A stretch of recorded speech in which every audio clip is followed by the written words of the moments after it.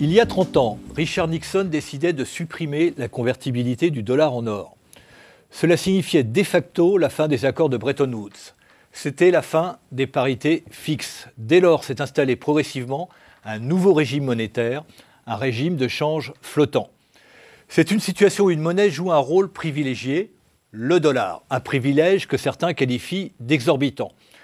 Mais beaucoup d'économistes pensent que ce régime monétaire a de lourdes responsabilités dans les déséquilibres économiques et financiers mondiaux actuels. Et puis, le monde a changé. La Chine est montée en puissance et se pose la question du rôle du yuan. Quant à la zone euro, elle est certes en crise, mais elle constitue potentiellement l'une des 3 puissances monétaires mondiales. Alors, comment faudrait-il réformer le système monétaire international? Pour en parler, Xerfi Canal a invité aujourd'hui Agnès Benassi-Kéré. Agnès Benassi-Kéré, bonjour. Bonjour.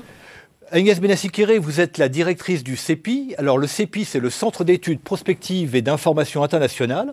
Le CEPI, c'est en France le principal centre d'études internationales. Oui. Vous êtes également professeur à l'Université Paris-Ouest Nanterre, professeur chargé de cours à l'École Polytechnique, membre de la Commission économique de la Nation et membre du Conseil d'analyse économique. Vous avez collaboré au dernier rapport du Conseil d'analyse économique qui s'appelle « Réformer le système monétaire international » et vous avez rédigé avec Jean Pisani-Ferry l'un des 3 articles contenus dans ce rapport, qui est d'ailleurs l'article de tête. Cet article débute par une drôle de citation de Tommaso Padoa-Schioppa, j'espère que je n'écorche pas le nom italien. Alors je cite « Nous pouvons démontrer de manière probante que nous avons besoin d'un objet volant, mais inventer l'aéroplane est une toute autre affaire. » Alors, d'abord, qui est Tommaso Padoa-Schioppa? Je ne suis pas sûr que les éditeurs français savent qui c'est.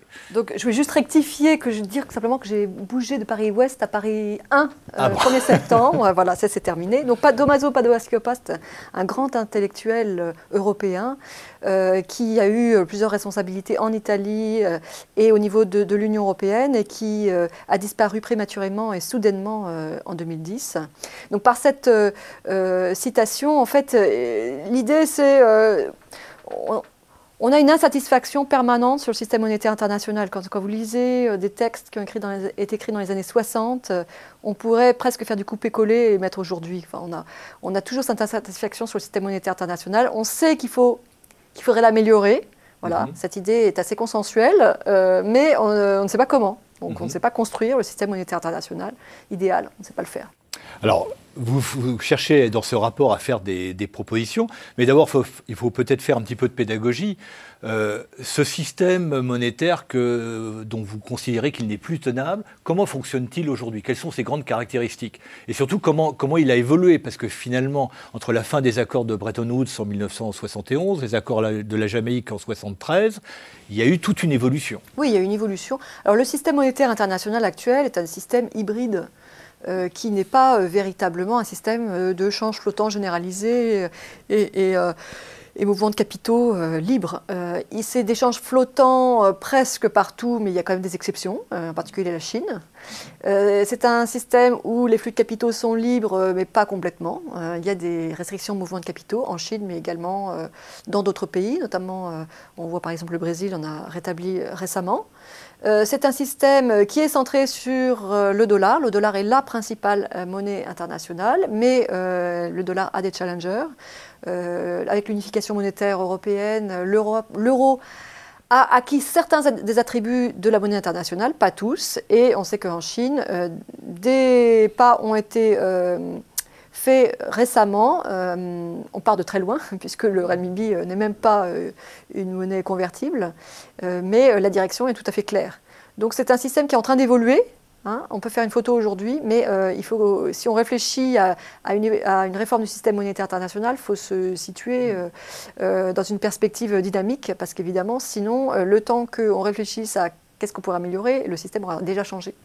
Donc si on fait un petit peu d'histoire très rapidement, on est parti dans ce nouveau système post-Bretton Woods en 1971 avec un rôle central du dollar, le flottement généralisé des monnaies. On a eu une première montée en puissance d'une monnaie concurrente qui à l'époque était le yen, et puis dans les années 80, les Américains, en quelque sorte, ont mis les Japonais au pas sur cette monnaie. Dans les années 80, s'est forgé petit à petit le système monétaire européen, donc une zone où on réduit le flottement des monnaies. Et puis il y a eu en même temps la montée en puissance de la Chine à partir de la fin des années 80, début des années 90. On fait beaucoup de critiques par rapport au système tel qu'il fonctionne aujourd'hui, alors qu'il était présenté dans les années 70 parfois comme un système idéal. Finalement, il y a un marché monétaire, tout flotte, et c'est le marché qui décide de l'équilibre. Quelles sont ces critiques? Alors, donc, on peut identifier un certain nombre de critiques du système monétaire international actuel. La critique, disons, la plus uniformément acceptée, c'est l'absence d'ajustement automatique des balances des paiements. Et le fait surtout que cet ajustement soit asymétrique pèse essentiellement finalement sur les pays qui ont des déficits extérieurs et qui n'ont pas la monnaie internationale, qui n'émettent pas la monnaie internationale. Donc on voit aujourd'hui... Donc le dollar, enfin les États-Unis sont dans une situation où ils ont un déficit extérieur, mais ils ont le privilège d'émettre la monnaie internationale. Et alors que si vous n'émettez pas la monnaie internationale, il n'y a pas tellement de limite aux excédents. La limite aux excédents, on la voit aujourd'hui, c'est la capacité de vos débiteurs à rembourser. C'est la seule limite aux excédents. Vous pouvez accumuler des excédents pendant des années, il n'y a pas de limite. Alors qu'accumuler des déficits pose problème au bout d'un moment, puisque les créanciers se font rares. Donc on est dans une situation dans le système actuel, ou plutôt dans le régime actuel, puisque vous préférez utiliser le mot régime, oui, où certains pays accumulent d'énormes excédents, mais pour que des pays accumulent des excédents, il faut qu'il y en ait d'autres qui accumulent des déficits. Ils peuvent les soutenir ou ils ne peuvent pas les soutenir. Et donc ça, c'est la critique qui, par exemple, est acceptée aux États-Unis, le fait que dans une période comme la période actuelle, où il y a un manque de demande au niveau mondial, eh bien, cette asymétrie des ajustements de balance des paiements introduit un biais déflationniste dans l'économie mondiale, puisque les pays en déficit vont chercher à s'ajuster en augmentant leur épargne, puisqu'on sait que le solde extérieur, c'est la différence entre l'épargne et l'investissement, finalement, au niveau d'un pays. Donc en additionnant l'épargne publique et privée, en additionnant l'investissement public et privé. Donc les pays en déficit vont essayer d'augmenter leur épargne, réduire leur investissement, donc ça va peser sur la demande mondiale, alors que les pays en excédent n'ont pas du tout d'incitation à ajuster et donc à augmenter leur demande.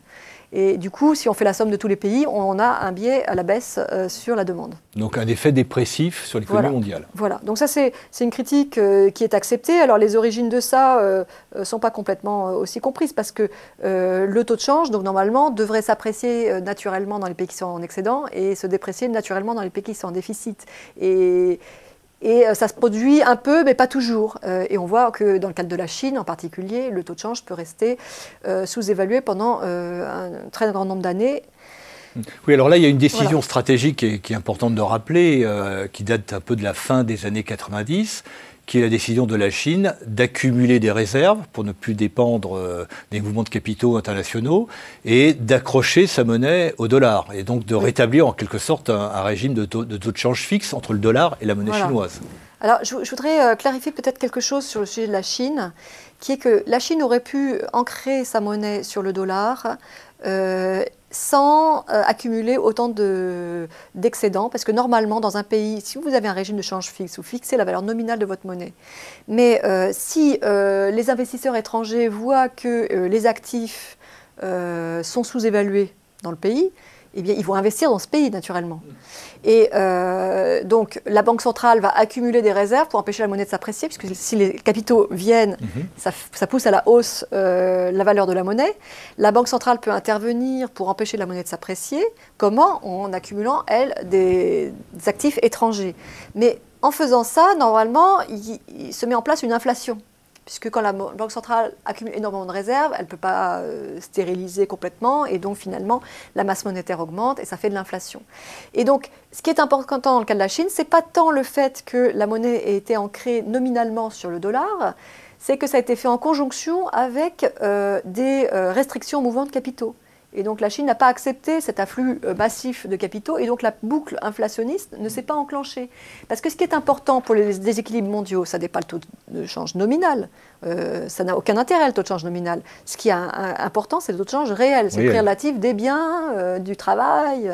Et donc, en faisant ça, donc cette double politique d'ancrage et de restriction au mouvement de capitaux, la Chine a bloqué l'appréciation de son taux de change réel. Mais est-ce que cette stratégie chinoise n'est pas directement liée à ce qui s'est passé au cours des années 90, la crise des pays asiatiques, où finalement les capitaux ont fui très très rapidement. Et donc c'est une espèce de précaution d'accumuler d'énormes réserves de change et de limiter leurs possibilités de sortie.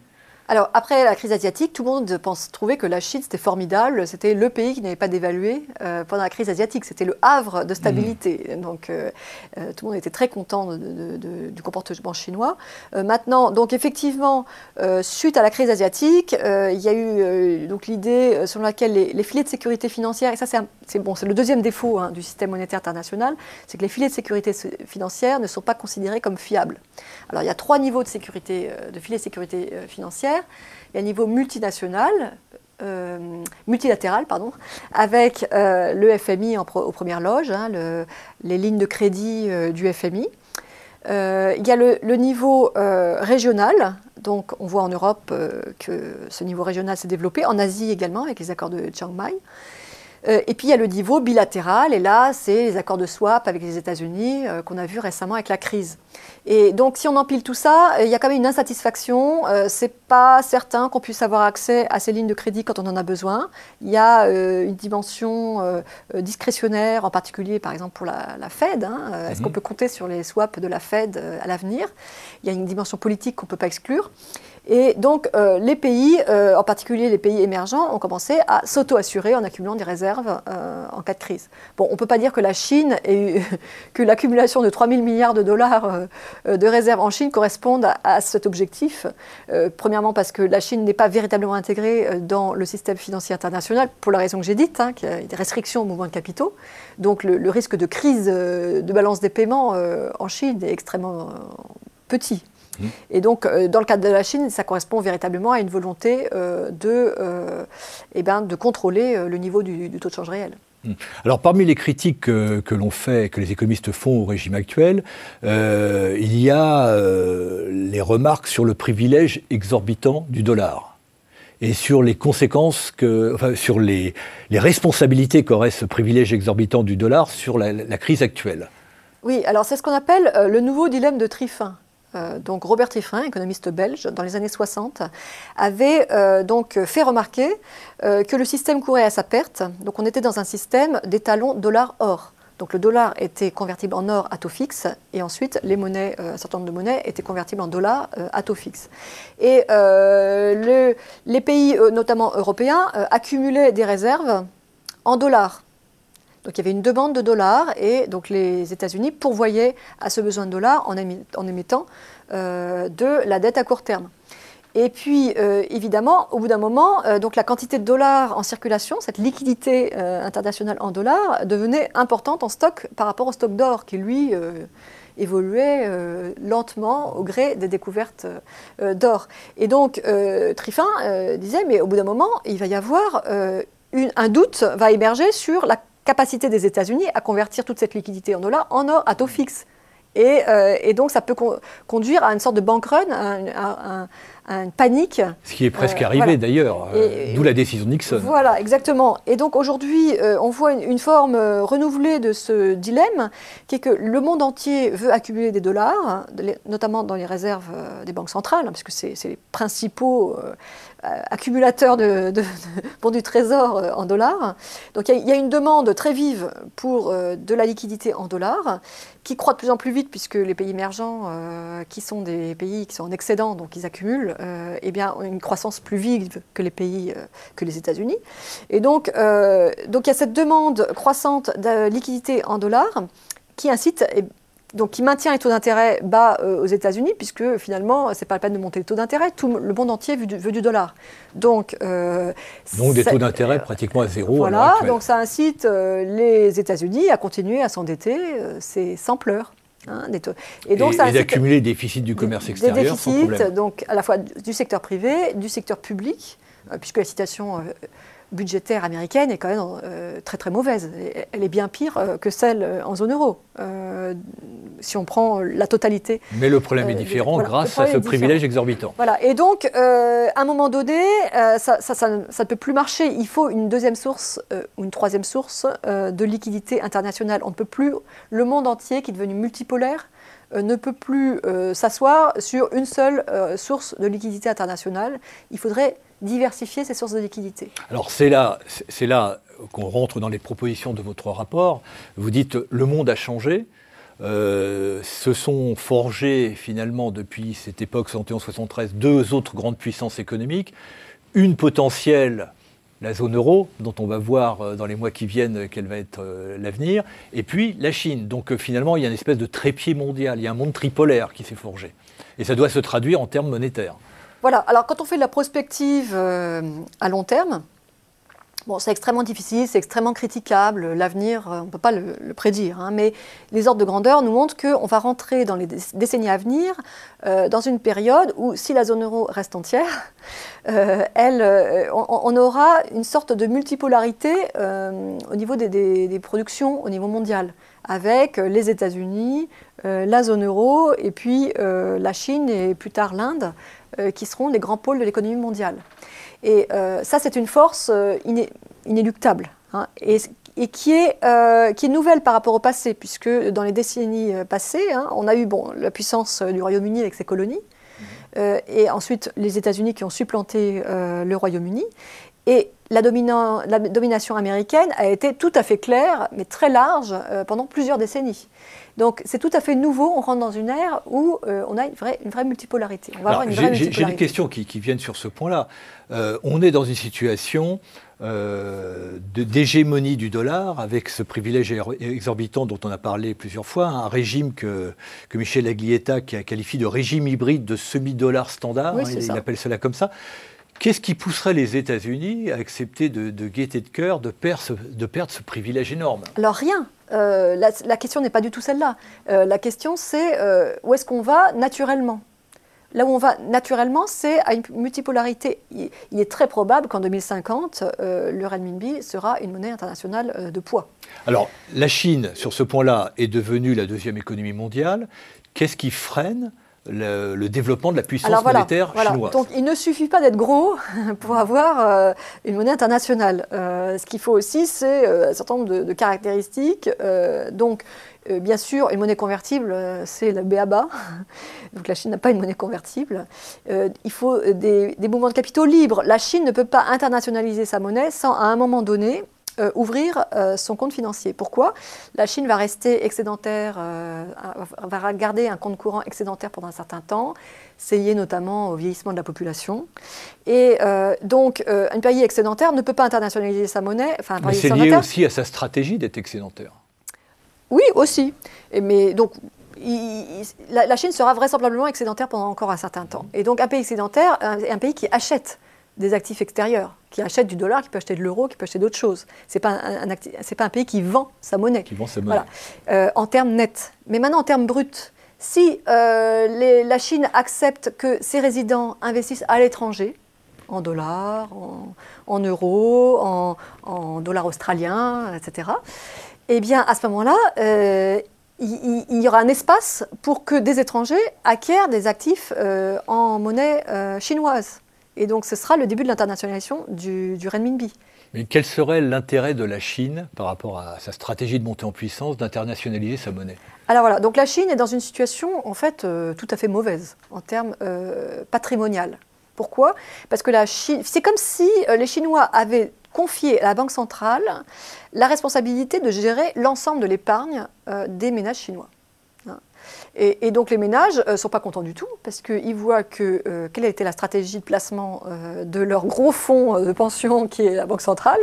Ça a été de mettre tout en dollars, presque. Qui ne rapporte pas grand-chose. Il y a aussi d'autres choses qui rapportent. Alors, ça ne rapporte rien, c'est une monnaie qui se déprécie tendanciellement. Qui pourrait se déprécier encore plus dans les années à venir. Enfin, si la zone euro sort la tête de l'eau... Oui, donc quelque part, à chaque fois qu'on laisse le yuan s'apprécier un peu par rapport au dollar, on déprécie l'épargne des Chinois. Exactement. Et alors ça, c'est peut-être aussi une protection pour nous, parce qu'on sait que les Chinois sont... La Banque centrale, donc la la banque du peuple chinois, détient tellement de dollars que ce n'est pas du tout dans son intérêt de laisser le dollar s'effondrer. Et donc le fait que les réserves mondiales soient autant concentrées dans un petit nombre, petit nombre d'acteurs, qui sont la Chine, le Japon, eh bien, ça nous protège un petit peu contre un effondrement subi du dollar, puisque on sait que ce n'est pas du tout dans leur intérêt. Alors que si on avait un marché complètement atomisé, avec des petits porteurs très nombreux, eh bien, chacun serait sauf qui peut, et on pourrait avoir un crack du dollar beaucoup plus facilement. Donc aujourd'hui, on est dans un régime de change presque fixe entre le yuan et le dollar, même si le yuan s'apprécie lentement par rapport au dollar, à tel point que certains ont parlé de Bretton Woods numéro 2. Oui, alors, bon, le yuan s'apprécie, c'est pas mal apprécié quand même par rapport au dollar. En fait, en Chine, le problème actuel, c'est le problème de l'inflation. Donc, cette fameuse boucle de prix-salaire, c'est quand même enclenché en Chine. Et donc, la préoccupation des autorités, c'est vraiment de lutter contre l'inflation. Donc, comment lutter contre l'inflation ? C'est de monter les taux d'intérêt. Mais si on monte les taux d'intérêt, les capitaux affluent, et donc ça peut faire des bulles, donc ils n'aiment pas ça. Il y en a déjà beaucoup en Chine, je pense. Voilà, et donc une stratégie, c'est aussi d'apprécier la monnaie de manière à avoir de la désinflation importée. Les produits, l'énergie coûtent moins cher, et donc ça va calmer l'inflation. Donc les intérêts chinois commencent à concorder avec les intérêts de leurs partenaires, ce qui est une bonne chose.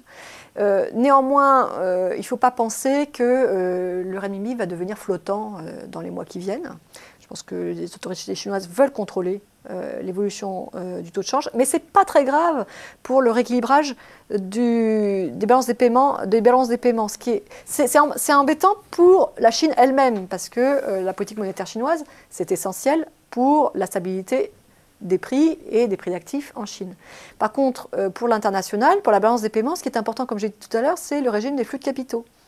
Et donc, ce qui est important, c'est que la Chine mette en œuvre les réformes structurelles auxquelles elle s'est engagée au niveau du G20, donc qui concordent qui toutes vont dans le sens de stimuler la demande intérieure. Et à ce moment-là, naturellement, le rééquilibrage se fera par l'évolution du taux de change réel, parce qu'il y aura plus d'inflation, et que ce soit une appréciation nominale ou une hausse des prix, ça revient au même pour ce qui nous concerne nous. Oui, vous avez cité le G20, il faut rappeler ici, bien entendu, que la réforme du système monétaire international est au centre des préoccupations du G20 sous présidence française. C'est une des priorités du G20. Alors, on est dans une situation quand même où le dollar continue d'avoir un poids exceptionnellement important, entre 60% et les 2/3, quel que soit l'indicateur qu'on prend au niveau mondial. Il y a une troisième zone monétaire qui pèse potentiellement, c'est la zone euro, mais qui ne peut pas jouer le rôle qu'elle devrait jouer à l'heure actuelle. Alors, la zone euro a déjà un certain nombre d'acquis. La zone euro, c'est un grand marché. C'est une population importante, c'est un marché financier ouvert, des flux de capitaux libres, c'est aussi un droit commercial fiable si on compare à la Chine. Donc les risques d'expropriation en zone euro sont plus faibles qu'en Chine. Donc des institutions sans doute plus solides de ce point de vue-là. Mais qu'est-ce qui manque finalement à l'euro pour devenir véritablement une monnaie internationale ? Bon, on le voit aujourd'hui, ce qui manque, c'est l'unité politique. C'est une capacité à faire face à des chocs, somme toute, petits, comme une crise en Grèce. C'est ça qui manque à la zone euro. Donc finalement, on va sortir de la crise, je ne sais pas comment on va sortir de la crise, mais il y a une possibilité de sortir avec plus d'intégration politique, budgétaire, et une forme d'euro-obligation qui, à ce moment-là, pourrait véritablement, je ne dirais pas concurrencer le dollar, parce que je ne pense pas que le dollar va disparaître, mais on a dit qu'il fallait diversifier les sources de liquidité. Donc il pourrait procurer cette source de liquidité supplémentaire dont a besoin l'économie mondiale. Mais est-ce qu'une unification de la gouvernance de la zone euro, puisque c'est de ça qu'il s'agit, ne serait pas appréciée, au moins à court terme, comme une menace pour les Américains, qui ont quand même besoin de garder ce privilège du dollar, cette capacité d'émettre autant de dollars dont ils ont besoin pour rééquilibrer leur compte extérieur et les comptes de leurs finances publiques ? Oui, mais en même temps, les Américains n'ont pas du tout intérêt à ce que la zone euro s'effondre. Donc il n'y a pas de complot américain ? Moi non, je ne crois pas. Ils ont toujours été sceptiques sur l'euro, mais précisément par le fait qu'on avait une unification monétaire sans unification politique. Et il faut une chose qu'on ne dit pas de manière complètement franche. Pourquoi est-ce que finalement, quand les États-Unis, la dette américaine a été dégradée cet été, finalement, les taux d'intérêt ont baissé sur la dette américaine et il y a eu encore plus d'afflux de capitaux vers la dette américaine. C'est bizarre. Et je crois qu'une raison fondamentale de la confiance dans le dollar, c'est le fait qu'il y a la Fed, la Réserve fédérale, derrière, et que tout le monde sait qu'en dernier recours, l'Amérique remboursera ses dettes, peut-être en monnaie de singe, c'est-à-dire avec la planche à billets, mais elle remboursera.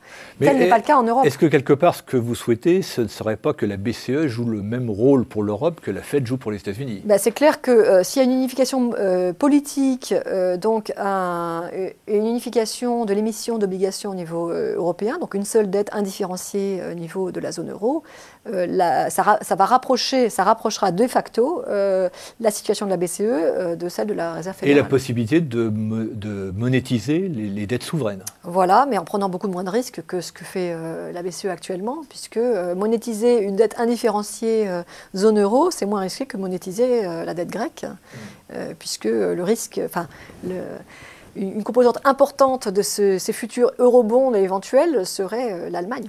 Alors, in fine, l'architecture que vous proposez pour ce nouveau système monétaire international, qui demandera peut-être plusieurs décennies à se mettre en place, c'est de prendre acte d'un monde qui devient tripolaire, entre le yuan, l'euro et le dollar, un système de change flexible entre ces trois monnaies et un ancrage des autres monnaies régionales sur ces trois grandes monnaies internationales. Alors, soit un ancrage, soit un flottement. Hein, soit un flottement. Ça, c'est pas mais un leadership de trois monnaies. Un leadership de trois monnaies. Donc, c'est la direction naturelle. Après, il faut, comme on l'a vu pour la zone euro, comme on l'a vu pour la Chine, il faut des politiques d'accompagnement pour que ça se réalise vraiment. Donc après, il y a deux questions principales qu'on peut se poser par rapport à ça. C'est premièrement, qu'est-ce que ça nous apporterait d'avoir un système monétaire multipolaire? En quoi ça résoudrait les problèmes du système monétaire actuel? Et deuxièmement, quels sont les risques de la transition? Et donc sur le premier point, on a étudié ça assez attentivement selon une grille de lecture tout à fait standard en économie, qui sont de regarder les performances en termes d'efficacité, de stabilité et d'équité. Donc sur l'efficacité et sur l'équité, il nous semble assez clair qu'il y aurait des améliorations par rapport au système actuel. Moins d'accumulation de réserves de change, plus de diversification de ces réserves, des capitaux qui pourraient être plus facilement recyclés au sein de chaque région, donc un meilleur financement des économies émergentes et en développement. Donc des capitaux qui, en termes nets, aillent plutôt du nord vers le sud que du sud vers le nord, comme c'est le cas aujourd'hui. Donc une meilleure efficacité. Du point de vue de l'équité, c'est un partage du privilège exorbitant. Hein.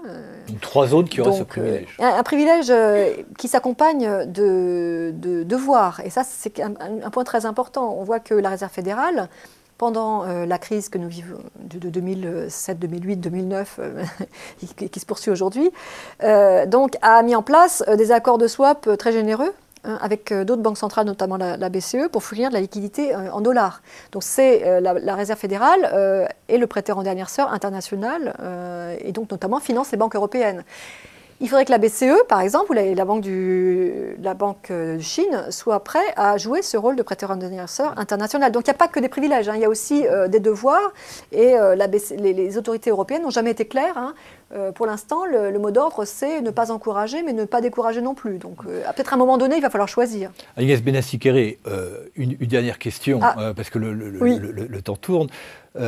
On voit qu'il y a de nombreux obstacles de faisabilité pour mettre en place ce système.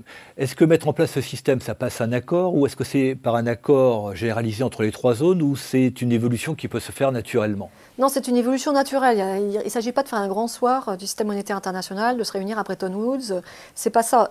C'est l'idée que, par contre, un système monétaire multipolaire arriverait naturellement avec les évolutions à la fois au niveau des décisions nationales et du marché, mais nécessiterait un accompagnement. Donc ça pourrait résoudre un certain nombre de problèmes, comme j'ai dit, du système monétaire actuel, mais ça pourrait entraîner une instabilité, notamment durant la transition, et donc avec une nécessité d'une plus grande coordination, notamment entre les banques centrales. Donc une possibilité, et donc ça nous ramène peut-être à la réunion du G20, au projet du G20. Un des projets du G20, c'est de faire entrer le renminbi dans le DTS, donc les droits de tirage spéciaux, Alors on pourrait dire, mais quel est le rapport avec la crise actuelle? On paraît vraiment très loin.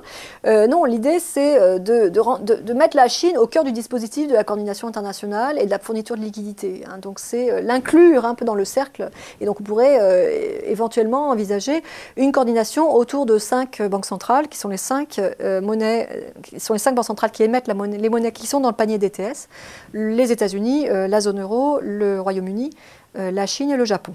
Alors, ça pourra peut-être faire l'objet d'un prochain entretien. Agnès Benassi-Kéré, merci beaucoup. Merci à vous.